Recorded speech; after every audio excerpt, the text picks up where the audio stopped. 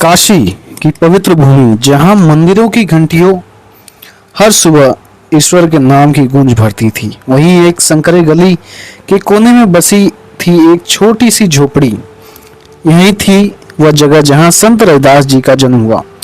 एक साधारण परिवार में लेकिन असाधारण आत्मा के साथ। उनके पिता संतोख दास जी पेशे से जूता बनाने वाले थे, एक ऐसा कार्य जिसे समाज तुच्छ और अपवित्र मानता था। लेकिन वह हाथ जब रोज सुबह सूरज निकलने से पहले उठते और अपने काम से पहले प्रभु का नाम लेते तो वह झोपड़ी मंदिर से भी ज्यादा पवित्र हो जाती। रविदास जी बचपन से ही कुछ अलग थे। जहां अन्य बच्चे खेल में मग्न होते, रविदास जी मिट्टी में बैठकर अपने हाथों से छोटी छोटी मूर्तियां बनाते और उन्हें सच्चे मन से प्रणाम करते। एक दिन जब वे मात्र 7 वर्ष के थे, उन्होंने अपनी माँ से पूछा, माई ये भगवान कहाँ रहते हैं जो मंदिर में हैं? क्या वे हमें सुन सकते हैं? माँ मुस्कुराई, लेकिन उनके पास कोई उत्तर नहीं था। पर उस मासूम प्रश्न ने ब्रह्मांड को झकझोर दिया। जब रात को रविदास जी सोए, उन्होंने एक अद्भुत सपना देखा। सपने में एक तेजस्वी पुरुष खड़े थे, नीले वर्ण, कमलयन, 4 भुजाओं वाले। उनके हाथ में शंख, चक्र, गदा और पद्म था। रविदास जी उन्होंने मधुर वाणी में कहा, तेरी आत्मा बहुत पुरानी है, तू मेरा सेवक है, तू इस धरती पर आया है लोगों को सच्चे प्रेम और भक्ति का मार्ग दिखाने। रविदास जी भयभीत थे और आश्चर्यचकित भी। भगवान क्या आप विष्णु हैं? उन्होंने कांपती आवाज में पूछा। हाँ, उन्होंने कहा, लेकिन मैं तुझ में भी हूँ, हर उस व्यक्ति में हूँ जिसे समाज ने त्याग दिया है। जब सुबह उठे तो उनके हृदय में एक अद्भुत शांति थी, मानो अब जीवन का उद्देश्य स्पष्ट हो गया। जैसे जैसे रविदास जी बड़े हुए, समाज का कटु व्यवहार भी गहरा होता गया। स्कूल में ब्राह्मण लड़के उनके पास नहीं बैठते, मंदिरों में उन्हें प्रवेश की अनुमति नहीं थी, लेकिन रविदास जी कभी किसी से बैर नहीं किए। वे हर सुबह घर के बाहर बैठकर प्रभु का नाम जपते और कभी कभी गली में बहते पानी को देखकर कहते, हे हरि, तू इस पानी की तरह है, सबको छूता है लेकिन किसी को गंदा नहीं करता, तो तू मुझ पर जैसे चमार को भी उतना ही प्यार क्यों नहीं मानता जितना किसी ब्राह्मण को? उनकी आंखों में प्रश्न नहीं, प्रेम था। रविदास जी ने अपने पिता का काम संभाल लिया, जूते बनाने का, लेकिन उनके लिए यह काम केवल जीविका नहीं थी। वे हर जोड़ी जूते को बनाते समय मन ही मन प्रभु का नाम लेते, जैसे वह चर्म नहीं बल्कि फूलों से बनी हो। एक दिन एक ब्राह्मण लड़के ने उनका मजाक उड़ाया, अरे जूता बनाने वाले, तू भगवान का नाम क्यों लेता है? तू भगवान को नहीं समझता। रविदास जी मुस्कुराए और कहा, भैया यदि मन चंगा हो तो कटौती में गंगा होती है, मेरा कर्म ही मेरी पूजा है। यह बात उस ब्राह्मण को नहीं समझ में आई, लेकिन उस दिन भगवान विष्णु स्वर्ग लोक से मुस्कुराए। जब रविदास जी ने सच्चे मन से भगवान विष्णु को पुकारा तो ब्रह्मांड ने सुना।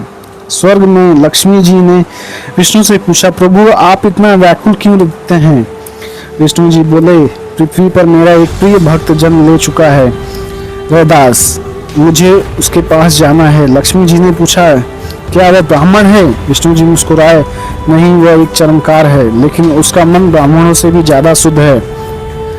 अब समय आ गया है कि संसार को बताऊं, ईश्वर जाति नहीं देखता, केवल भक्ति देखता है। एक दिन जब रविदास जी गली में बैठे अपने पुराने औजारों से एक गरीब स्त्री के जूते बना रहे थे, तभी उन्हें पुनः वह दृष्टि मिली। सामने वही भगवान विष्णु खड़े थे, इस बार जागती आंखों से। रविदास जी भगवान बोले, तेरी भक्ति से मैं प्रसन्न हूँ। आज से तू केवल जूते बनाने वाला नहीं बल्कि आत्माओं को जोड़ने वाला संत होगा। रविदास जी ने कहा, प्रभु यदि आप मुझ जैसे को अपनाते हैं तो दुनिया में कोई पराया ही नहीं होगा। भगवान ने आशीर्वाद दिया और अंतर्ध्यान हो गए। वह दिन इतिहास बन गया। एक चमत्कार अब संत रविदास कहलाया। धीरे दिन आगे बढ़ते गए और काशी नगर मंदिरों की नगरी, लेकिन साथ ही सामाजिक भेदभाव, दीवारों से घिरी एक ऐसी भूमि जहां ईश्वर को तो सब पूछते, परंतु उसी ईश्वर के भक्त को जाति के आधार पर नकार दिया जाता। संत रविदास जी अब बालक नहीं थे, उनका व्यक्तित्व एक साधु सा था। आंखों में भक्ति की ज्वाला मन में करुणा और शब्दों में सच्चाई, लेकिन समाज उन्हें अभी तुच्छ समझता था और उनके भगवा वस्त्र प्रभु भक्ति और गहरी साधना से चिढ़ने लगे। हर दिन कोई न कोई उन्हें ताना देता, अरे चमार, तू कौन होता है हमें धर्म सिखाने वाला? भक्ति तो ब्राह्मणों का काम है, तेरे जैसे नीच को कहाँ सजती है। रविदास जी चुप रहते, उनकी प्रतिक्रिया केवल मुस्कान होती। वे कहते, मैं किसी से बड़ा नहीं, मैं किसी से बड़ा नहीं, मैं किसी से छोटा, बस ईश्वर का दास हूँ। एक दिन जब वो गंगा किनारे प्रभु का ध्यान कर रहे थे, एक समूह आया। कुछ पंडित थे उसमें और कुछ समाज के ठेकेदार। उन्होंने कहा, हमने सुना है तू उपदेश देता है, तेरा स्थान तो मंदिर के बाहर भी नहीं। रविदास जी ने हाथ जोड़कर कहा, मंदिर भगवान का है और मैं भगवान सबका।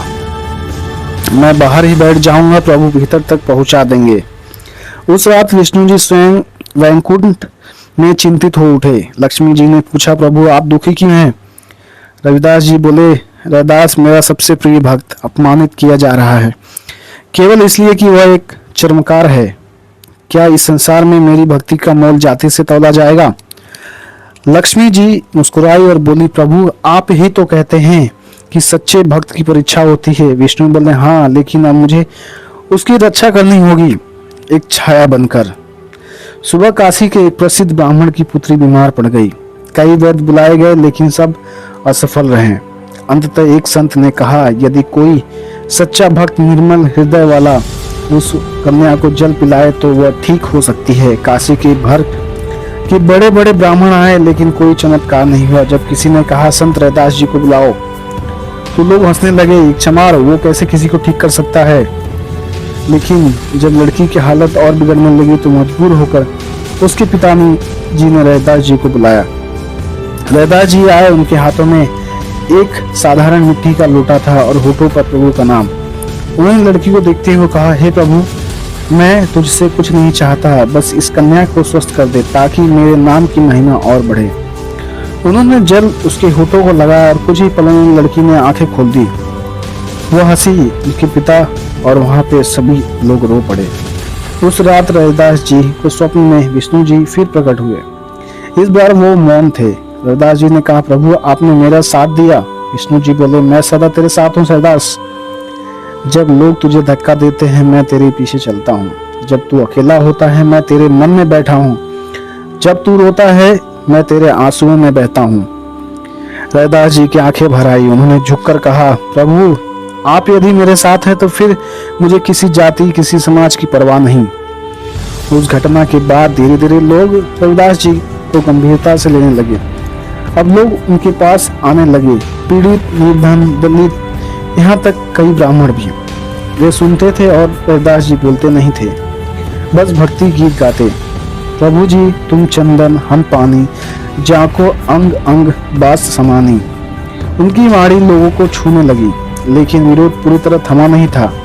अगली परीक्षा और भी बड़ी थी, जब रविदास जी को सार्वजनिक रूप से अपमानित किया जाने लगा। धीरे धीरे काशी में संत रविदास जी की ख्याति फैलने लगी। जो लोग उन्हें चमार कहकर तिरस्कार करते थे, वही अब उनकी वाणी सुनने आने लगे। मगर समाज की ऊंच नीच की दीवारें इतनी जल्दी नहीं टूटने वाली थी। रविदास जी ने कभी किसी का अपमान नहीं किया, न क्रोध किया। वे बस मुस्कुराते और गाते रहते, ऐसी भक्ति करहूं मन माही, जात पात के बीच न आई। लेकिन पंडितों और कथा कथित धर्म के ठेकेदारों को ये बात गले नहीं उतर रही थी कि एक चमत्कार इतना पूज्य कैसे बन गया। पंडितों की एक चुनौती आई। काशी के एक बड़े मंदिर में एक सभा रखी गई। धार्मिक मंथन हुआ। इसमें नगर के विद्वान ब्राह्मण और आचार्य आमंत्रित किए गए थे। किसी ने प्रस्ताव रखा, यदि रविदास को सच्ची में भक्ति का ज्ञान है तो वह भी इस सभा में आमंत्रित हो। कई ब्राह्मण आग बबूला हो गए, एक चमार हमारे साथ सभा में, यह धर्म का अपमान होगा। लेकिन यह एक वृद्ध संत ने कहा, यदि भक्त है तो उसका स्थान ईश्वर के चरणों में है, जैसे हम सबका। काफी बहस के बाद अंततः रविदास जी को आमंत्रण भेजा गया, लेकिन अपमान की नीयत से सभा के दिन रविदास जी अपने सामान्य वस्त्रों में, कंधे पर चर्म औजार और हाथ में एक कठौती जो चमड़े का बर्तन हुआ करता है लेकर पहुंचे। पंडितों ने उसे देखी और उनकी खूब हंसी उड़ाई। देखो, सभा में इतना गंदा कठौती लेकर आया है, इसे गंगा जल से स्नान करना चाहिए था। रविदास जी ने शांति से कहा, यदि प्रभु मन में हो तो गंगा यहीं रहती है। सभा के बीच एक पंडित खड़ा हुआ और कहा, काशी का सबसे विद्वान और घमंडी आचार्य ने कहा, यदि तू सच्चा भक्त है तो गंगा जल इस कटौती में बहना चाहिए। यह कहकर उसने सबके सामने रविदास जी को ललकारा। रविदास जी ने आंखें बंद की, मुस्कुराए, स्वर धीमा की लेकिन स्पष्ट कहा, हे हरि, मैं तुझसे कुछ सिद्ध करने की प्रार्थना नहीं करता, लेकिन यदि मेरी भक्ति सच्ची है तो इस कटौती को तू अपना घर और पावन कर दे। सभा में सन्नाटा सा छा गया और तभी उस कठौती से हल्की सी ध्वनि आई, छल छल छल छल। लोगों ने देखा कठौती से स्वच्छ सुगंधित गंगा जल बहने लगा। जल इतना निर्मल था कि उसमें गंगा की सफेद छाया दिख रही थी। भीतर से एक दिव्य प्रकाश फैला। सभा की छत फट गई और आकाश से उतरते हुए दिखाई दी स्वयं भगवान विष्णु। चारों ओर पुष्प वर्षा होने लगी। आकाशवाणी भी हुई, सुनो हे धर्म के ठेकेदारों, यह वह भक्त है जिसके चरणों को मैं धो सकता हूँ, जाति धर्म से ऊपर। इसकी भक्ति मेरे हृदय का स्पर्श करती है। सभा के सब लोग भूमि पर गिर पड़े। आचार्य कांपते हुए बोले, हे प्रभु, हमने आपका अपमान किया है, हम क्षमा प्रार्थी हैं। विष्णु जी बोले, क्षमा रविदास से मांगो, वह मेरा सच्चा दूत है। रविदास जी ने सभी को उठाया, मुझे कोई क्षमा नहीं चाहिए। यदि मेरी कटौती में गंगा आई है तो वह केवल मेरे मन की सफाई का परिणाम है, चमड़े के बर्तन की नहीं। सभा में उपस्थित हर व्यक्ति की आंख से आंसू निकले। वह दिन काशी के इतिहास में अमर हो गया। अब लोग उन्हें संत रविदास कहने लगे। उन्होंने न मंदिर मांगा न गद्दी। वे अपनी झोपड़ी में ही रहे और वहीं से भक्ति का प्रवाह बहता रहा। पंडितों ने उन्हें सम्मान पूर्वक आमंत्रित किया और वे जहां भी जाते वह केवल वही गीत गाते, मन चंगा तो कटौती में गंगा, हरि बिना मैं नहीं रे संग। दिन बढ़ते गया। भगवान विष्णु और भक्त रविदास जी के संबंध भी। कटौती में गंगा प्रकट होने की घटना के बाद काशी ही नहीं, आसपास के सभी राज्यों में संत रविदास जी की ख्याति फैल गई। उन्हें अवतारी पुरुष मानने लगे लोग। लेकिन रविदास जी ने कभी भी स्वयं को महान नहीं बताया। वे बस भगवान के दास थे। परंतु अब समय आ गया था कि ईश्वर स्वयं अपने भक्त को उसकी आत्मा की गहराई का बोध कराए। एक रात्रि थी, अत्यंत शांत, तारों से भरी। रविदास जी अपनी झोपड़ी के बाहर बैठे थे, प्रभु का भजन कर रहे थे। प्रभु जी तुम चंदन हम पानी, जाको अंग अंग बस समोमी। जैसे ही उन्होंने भजन समाप्त किया, अचानक आकाश में तेज प्रकाश फैला। वह कोई साधारण रोशनी नहीं थी, वह ब्रह्म तेज था। आकाश खुला, उस प्रकाश में भगवान विष्णु कमल पर आसीन थे। भगवान विष्णु बोले, रविदास जी, अब समय आ गया है कि तू अपने वास्तविक स्वरूप को जाने। तू केवल इस जन्म का नहीं, चल मेरे साथ। क्षण भर रविदास जी का शरीर तेजमय हो गया। उन्होंने आंखें बंद की और अगले पल के स्वयं को ब्रह्मांड की सीमाओं से परे ब्रह्मलोक में अनुभव कर रहे थे। वहां दिव्य संगीत था, शांत जल, स्वर्णिम मंदिर और देवी देवता। हर दिशा में पुकार आ रही थी, जय रविदास, विष्णु भक्त रविदास। विष्णु जी ने उन्हें एक दिव्य जल में झांकने को कहा। जल में छवि बनी एक ऋषि जो वन में तपस्या कर रहे थे। उनके आसपास देवता भी नतमस्तक थे। रविदास जी ने पूछा, यह कौन है प्रभु? विष्णु जी बोले, यह तू ही है रविदास। पूर्व जन्म में तू एक महान तपस्वी था। तुमने ब्रह्मलोक में भी अपना स्थान त्याग दिया था, यह कहकर जब तक पृथ्वी पर भेदभाव है तब तक मैं स्वर्ग का सुख नहीं चाहता। तेरे ही संकल्प से तू आज मानव रूप में जन्मा है ताकि समाज को प्रेम, समानता और भक्ति का मार्ग दिखा सके। रविदास जी की आंखों में आंसू थे। प्रभु, मैंने तो केवल आपको चाहा था, पर आपने तो मुझे सब कुछ दे दिया। विष्णु जी ने उन्हें अपना विराट रूप दिखाया जिसमें ब्रह्मा, शिव, सूर्य, चंद्र सभी समाहित थे। उनके स्वर गूंजे, जो रविदास को जाने, मेरा वह भवसागर से उतरे तेरा। रैदास जी ने नतमस्तक होकर कहा, प्रभु मैं जात पात को मिटाना चाहता हूँ। मैं वह भक्ति देना चाहता हूँ जिसमें मंदिर की जरूरत न हो, केवल मन की शुद्धता हो। भगवान बोले, तू यही कार्य करने आया है और मैं सदा तेरे साथ हूँ। तू अब केवल भक्त नहीं, मेरा सखा है।